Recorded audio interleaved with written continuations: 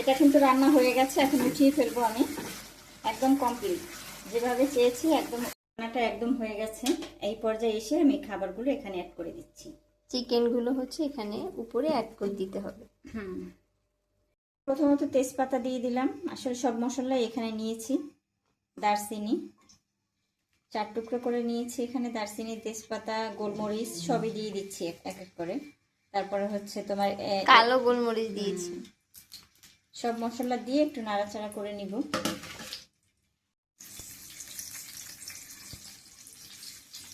এই কিন্তু নাড়াচাড়া করে একদম মনে করো একটা সুন্দর ঘ্রাণ আসতেছে। এই পর্যায়ে আসার পরে আমি এখানে পেঁয়াজ দিয়ে দিচ্ছি। লবণ অ্যাড করছি স্বাদ মতো, লাগলে আরো দেওয়া যাবে। লবণটা অ্যাড করেছি, আর পেঁয়াজটা কিন্তু একটু বাদামি কালার হবে।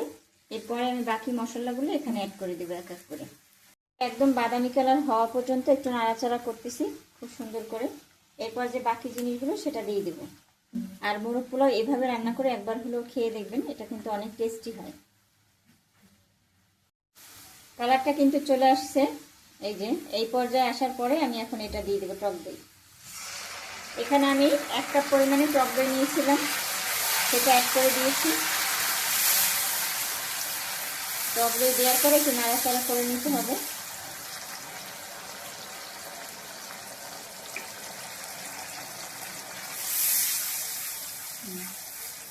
নিয়েছি বাদাম এবং পেঁয়াজ।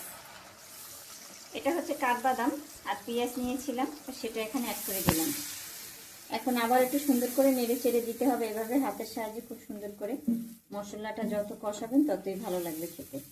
তো এভাবে কিন্তু খুব সুন্দর করে কষিয়ে নিতে হবে। একটু গরম মশলার গুঁড়া 2 চামচ পরিমাণে দিচ্ছি এখানে গরম মশলার গুঁড়া।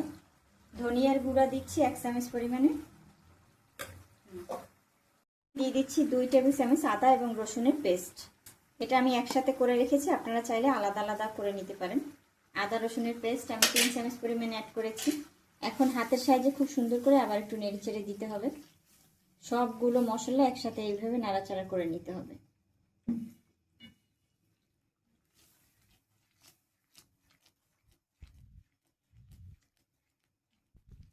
আমি চুলার কাছে, এখন আমি এটা একটু নাড়াচাড়া করে, এই যে নাড়াচাড়া করে কষানো কিন্তু অলরেডি হয়ে গেছে মশলা। এর মধ্যে আমি মাংসগুলো সুন্দরভাবে দিয়ে দিচ্ছি। এটা একসাথে দিতে গেলে আবার ছিটে উঠতে পারে, এই জন্য একটা একটা করে দিলাম আমি মাংসের মধ্যে, চুলায় বসিয়ে দিলাম। এখন একটু সুন্দর করে নেড়ে চেড়ে দিতে হবে। আমি সবসময় রান্নার সময় 2টা খুন্তি নেই, কারণ হচ্ছে আমি 2টাই আমার রান্না করতে লাগে, একটা দিয়ে হয় না ভালোভাবে। ওটা একটু তো শক্ত, আর যখন বসাই তখন একটু উল্টে পাল্টে দেওয়ার জন্য এইটা দিয়ে ভালো হয়। এভাবে একটু সুন্দরভাবে এখন করে নিব, কষিয়ে নিব আর কি। এখানে কিছু কাঁচামরিচ অ্যাড করে দিচ্ছি। যেহেতু এখানে গুঁড়া মরিচ অ্যাড করব না, তো কাঁচামরিচ অবশ্যই দিতে হবে। এটা খালি করে কেটে রেখেছিলাম, এখন এটা দিয়ে একটু আবারও নেড়ে চেড়ে দিচ্ছি খুব সুন্দর করে। এখন একটু ঢাকনাটা দিয়ে আমি 2 মিনিটের মতো রেখে দিব। আচ্ছা, এখানে আমি এখন গুঁড়া দুধটা অ্যাড করে দিচ্ছি। আপনারা চাইলে এর উপরে এমনিও দিতে পারেন দুধ, বাট আমি এটা একটু গলিয়ে নিয়েছিলাম।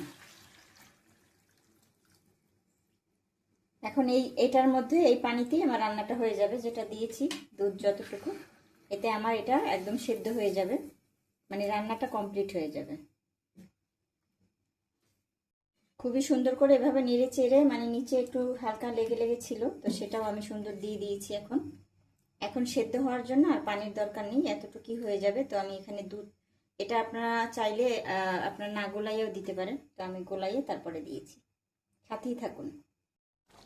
একটু হালকা করে নেড়ে চেড়ে দিচ্ছি। প্রায় মাংসটা কিন্তু হয়ে গেছে, অল্প একটু সময় বাকি আছে। দেখতেই পাইতেছেন মাংসটা একদম সফট হয়ে গেছে প্রায়। এটা কিন্তু রান্না হয়ে গেছে, এখন উঠিয়ে ফেলবো আমি। একদম কমপ্লিট, যেভাবে চেয়েছি একদম সেদ্ধ হয়ে গেছে, দেখতেই পাইতেছেন খুবই সুন্দরভাবে সফট। যাই হোক, একটা চামচ দিয়ে আমি এক পিস করে উঠিয়ে ফেলতেছি। মাংসগুলো সুন্দরভাবে এখানে উঠিয়ে রাখছি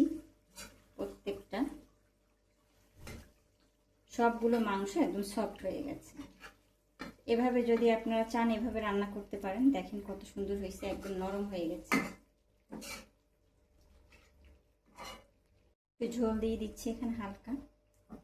এই যে মাংসটা একদম রেডি, কমপ্লিট। এটা রয়েছে মশলা, এটা কিন্তু আমি এখানে দিয়ে দিব। একদম সম্পূর্ণটা দিয়ে দিতে হবে। এই মশলাটা দিয়ে তারপর আমি রান্নাটা করব। ডিফারেন্ট স্টাইলের রান্না না, একদমই আলাদাভাবে রান্নাটা করলাম মোরগ পোলাও। তোমরা চাইলে এইভাবে রান্না করতে পারো খুব সহজে। এই মশলাটা দেওয়ার মানে হচ্ছে ঘ্রাণটা সম্পূর্ণ চালে চলে যাবে, তাহলে টেস্ট আরো বাড়বে। তো সেই জন্য এই যে দেখো কালারটা কি সুন্দর হয়ে গেছে। এখন এটা বলক আসলে আমি চালটা এখানে অ্যাড করে দেবো। এখানে আমি পোলাওটা বসাবো, তো সেই জন্য আমি নিয়েছি তেজপাতা, দারচিনি, কাঁচামরিচ আর হচ্ছে পেঁয়াজ। এগুলো দিয়ে দিচ্ছি কারণ ওখানে মশলা আমার আছে, মাংসের মধ্যে অনেক মশলা আছে। তো এটা সুন্দর করে একটু ভেজে নিতে হবে। আর সামান্য লবণ এখনই অ্যাড করে দেবো 1 চামচ পরিমাণে। পেঁয়াজটা একটু ভেঙে ভেঙে দিচ্ছি যাতে তাড়াতাড়ি হয়ে যায়। 2 চামচ পরিমাণে লবণ অ্যাড করছি। এখন সুন্দরভাবে এভাবে নেড়ে চেড়ে দিতে হবে।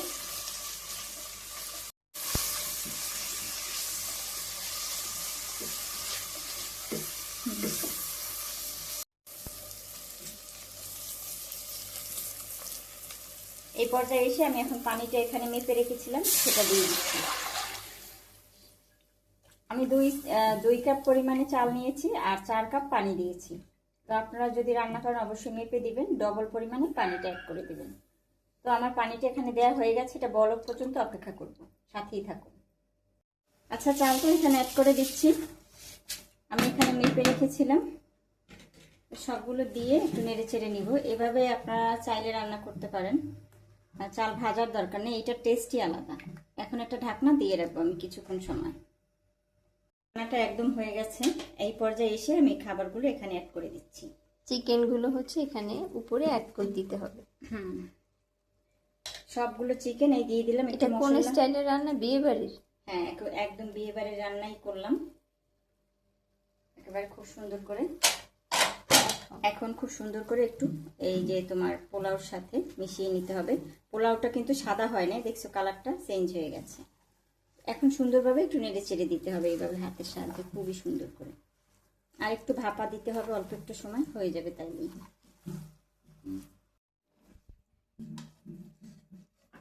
রান্নাটা একদম হয়ে গেছে, আমি সব মিলিয়ে ফেলছি চালের সাথে খুব সুন্দর করে, পোলাওর সাথে। এখন একটু ভাপা দিয়ে রাখতে হবে, তাহলেই সম্পূর্ণটা হয়ে যাবে। আচ্ছা, এটা কিন্তু হয়ে গেছে মোরগ পোলাও, একদম ঝরঝরে। আর এটা একদম গরম গরম আছে, আর একটু হালকা রেখে দিলে একদম ঝরঝরে হয়ে যাবে। আর